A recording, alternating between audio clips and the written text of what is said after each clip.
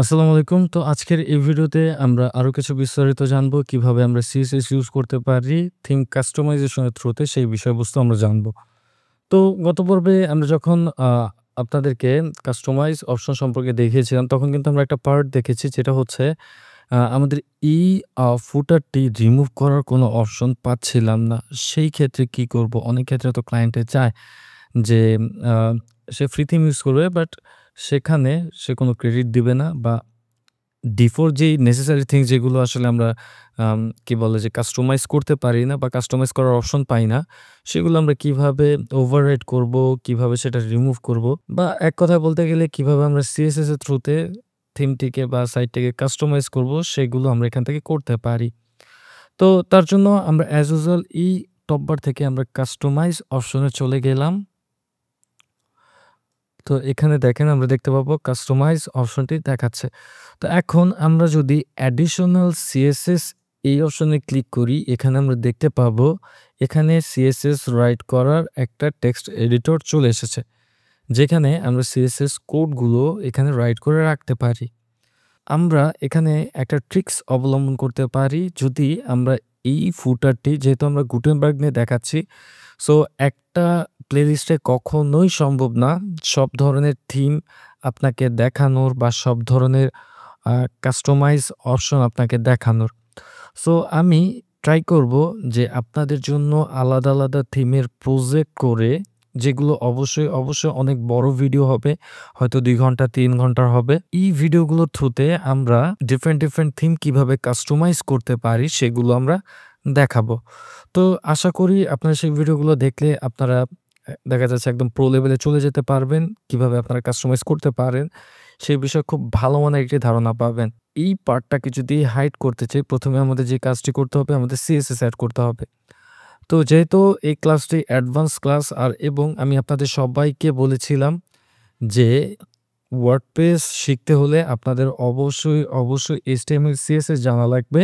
Otherwise আপনাদের দেখা যাচ্ছে যে WordPress কাস্টমাইজেশন এ অনেকটা লিমিটেশন চলে আসবে, হ্যাঁ? অনেক কিছুই আপনারা করতে পারবেন না।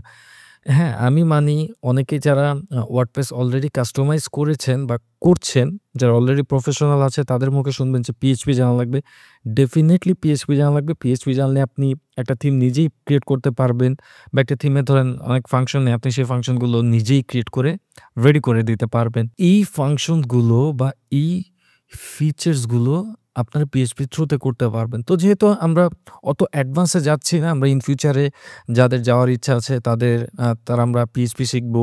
PHP দিয়ে কিভাবে থিম ডেভেলপ করতে হয়, কিভাবে প্লাগইন ডেভেলপ করতে হয় সেগুলো শিখবো। সেইটাতে আমরা এখনো যাচ্ছি না। আমরা যখন ইন ফিউচারে যাবো তখন তো যাবোই। তো যেহেতু আমরা এটলিস্ট কাস্টমাইজ সেকশনটি বা আমরা এটলিস্ট WordPress থিম কাস্টমাইজেশন সম্পর্কে জানতে চাচ্ছি বা একটা WordPress এক্সপার্ট হতে চাচ্ছি, দ্যাটস আমাদের HTML, CSS এর কোনো জুড়ি নেই বা এটার কোনো বিকল্প নেই।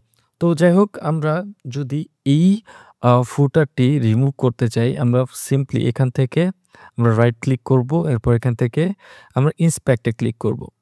তো ইন্সপেক্ট এ ক্লিক করার পর দেখেন কি হচ্ছে, এখন কিন্তু আমাদের এই ফুটারটি বা এই পার্টটি কিন্তু আমাদের এখন রাইট করা যাচ্ছে বা এটাকে আমরা কিন্তু যে আমরা এখানে দেখতে পাচ্ছি এটাকে সিলেক্ট করা যাচ্ছে, হ্যাঁ? তো আমরা একটা কাজ করি। আমরা এটাকে চাইলে এখান থেকে আমরা যে কপিরাইট বার এখান থেকে আমরা সিম্পলি রিমুভ করে দিতে পারি, হ্যাঁ? সো আমি এখান থেকে সিম্পলি রিমুভ করে দিলাম যে ডিসপ্লে নান। সো দেখেন আমাদের কিন্তু আর সেই ফুটারটা দেখাচ্ছে না। তো আমাদের এটা তো আমরা জাস্ট ইন্সপেক্ট এ করেছি। আমরা এটাকে একদম লাইভে এপ্লাই করে দিব। আমরা জাস্ট ইন্সপেক্ট এ দেখতেছি যে এই CSS টা কাজ করে কিনা। তো আমাদের এই CSS টা কোথায় এড করেছি? আমরা এড করেছি এই কপিরাইট বার এই ক্লাসে। তো আমরা যদি এখন এখান থেকে আমরা যদি এই যে প্রিভিয়াস পেজে যাই তাহলে আমরা দেখতে পাবো যে এখানে স্টিল শো করতেছে। ইভেন দো আমরা যদি এই পেজটাকে রিলোড দিই তাহলে আমরা দেখতে পাবো স্টিল শো করতেছে। কারণ কেন? কারণ আমরা এখানে ইন্সপেক্ট করে জাস্ট কোন CSS টা কাজ করতেছে সেটা আমরা এপ্লাই করে দেখতে পারতেছি। বাট এটা তো আমাদের সার্ভারে এড করা নাই। সো সে পাবে কিভাবে যে আমরা কোন CSS টা এখানে এড করেছি? দ্যাটস ওয়াই আমাদের এই CSS টা এড করা লাগবে, হ্যাঁ? তো আমরা এখান থেকে সিম্পলি এই ক্লাসটাকে আমরা এখানে কপি করলাম এবং এখানে সিম্পলি আমি থার্ড ব্র্যাকেট দিলাম। সরি সেকেন্ড ব্র্যাকেট দিলাম। দেওয়ার পরে আমি এখান থেকে সিম্পলি ডিসপ্লে নান করে দিচ্ছি। তো দেখেন ডিসপ্লে নান করার পর এই যে লাস্টে আমরা কোলন দিয়ে দেব, হ্যাঁ? তো দেখেন ডিসপ্লে নান করার পর কিন্তু আমাদের নিচের পোরশনটা আর আসতেছে না। তো এখন যদি আমরা উইজেটে যাই, উইজেট থেকে যদি আমরা যে ফুটার বারে যাই, বারে যাওয়ার পর এখন যদি আমরা কিছু টাইপ করি, দেখেন এখন কিন্তু আসতেছে। সো আমরা এখানে কপিরাইট টেক্সটটাই দিলাম। এই যে কপিরাইট সিম্বল লিখে সার্চ করি। সার্চ করে আমরা সিম্পলি যে এই কপিরাইট এটা নিলাম। নেওয়ার পরে আমি সিম্পলি এখানে এপ্লাই করলাম যে Techie heard all right reserved. ওকে।